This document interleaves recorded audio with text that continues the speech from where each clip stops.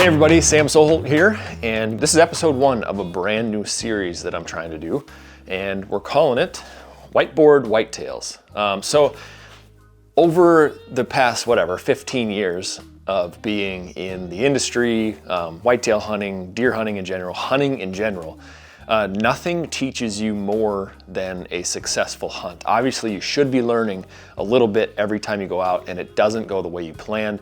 That's how you keep getting better. That's how you keep learning to put the puzzle pieces together. But when you can really learn is when you have a successful hunt and you go back through and look at all of the factors that led to that hunt being successful. So that's what I'm gonna try to do here. Hopefully, I'll continue to learn more about my pursuit of deer, and hopefully all of you can learn a little bit. Yeah, for episode 1, I'm just gonna go through a successful hunt that I had on one of my most recent deer in 2023.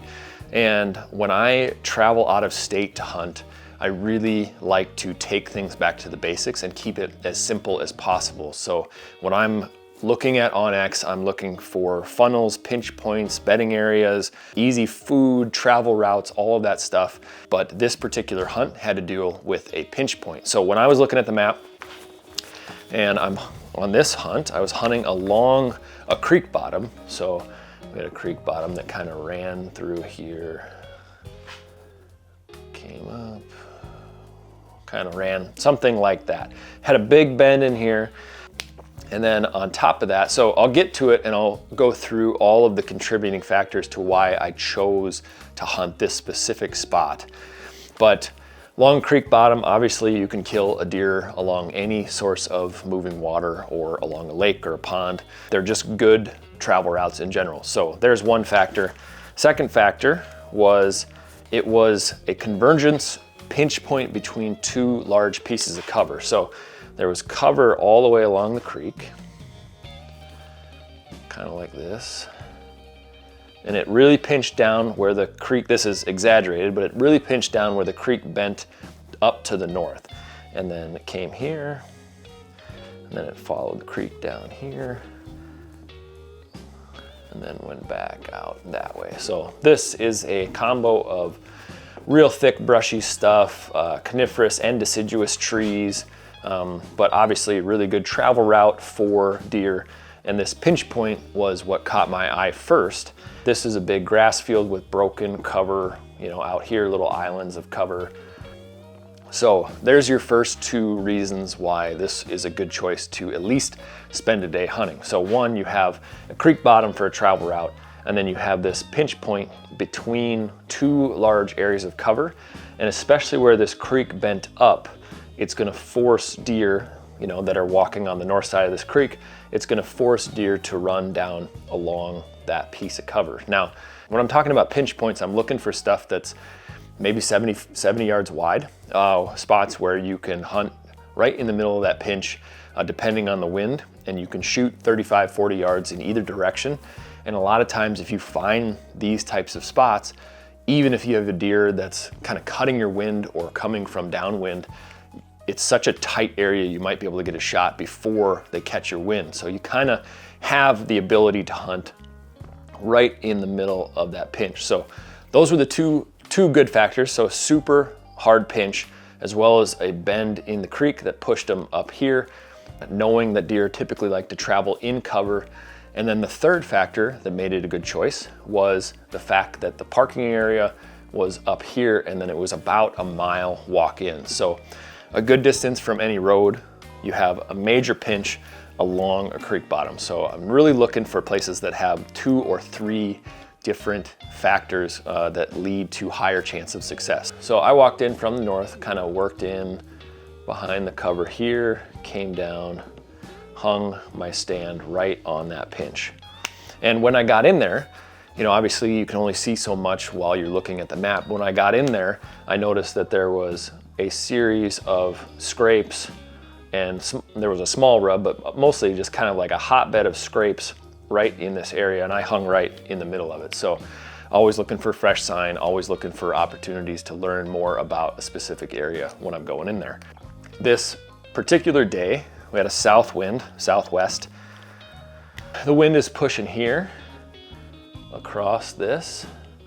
That's my wind.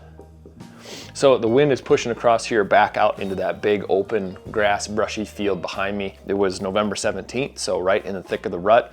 And you know, my goal here is I'm trying to catch a buck cruising through this pinch point, and that is exactly what ended up happening. I'm sitting here, the wind's here. My plan is to kill a deer. There was 2 major trails kind of in and around these scrapes. One here, and then one here. And it was about 4:30 in the afternoon. I'd gone in, I'd gotten hung about 1:30. So I was in the tree and I heard something over to the west, and I couldn't, you know, obviously didn't see it at first. I just heard a deer walking through the leaves and was just trying to get a view, and I couldn't tell if the deer was gonna walk on this north trail or the south trail. And either way, I was gonna be able to, hopefully gonna be able to get a shot. And so I was just facing this direction, and I caught a glimpse of a rack coming through the trees here, and I could tell that he was gonna come to the south. I was able to get drawn back before he came out from behind cover, so there was a big kind of bough that came out in front of him. All I could see was the rack. It looked like a shooter to me. I drew back, he stepped out, and this pinch was actually fairly open. So where those 2 big pieces of cover came down, it wasn't real thick in that spot. And so when he stepped out, he stopped kind of right on the edge of cover to like survey the scene and just take a look around. And luckily I had drawn back when I did, because I think had I tried to draw once he stepped out from behind cover, he would have just looked right up at me. I wasn't that high in the tree. But anyway, I was drawn back. He stepped out at 15 yards. I shot him, and then he ran off and died in here. Looking back at that hunt, you know, and the more years I do this, I feel like the more I learn, but sometimes that overcomplicates things. You start to think about things too analytically rather than just going with your gut and focusing on what you know and what worked. This was one of those examples of just going back to the basics, finding a pinch point like this. I texted my brother a pin of this spot, and we were meeting out there to hunt, and all he said was, yeah, it looks legit, try that. And I ended up killing a deer. But yeah, so just a way to break down a successful hunt, and I will overlay some, you know, examples of what this can look like on the map using OnX.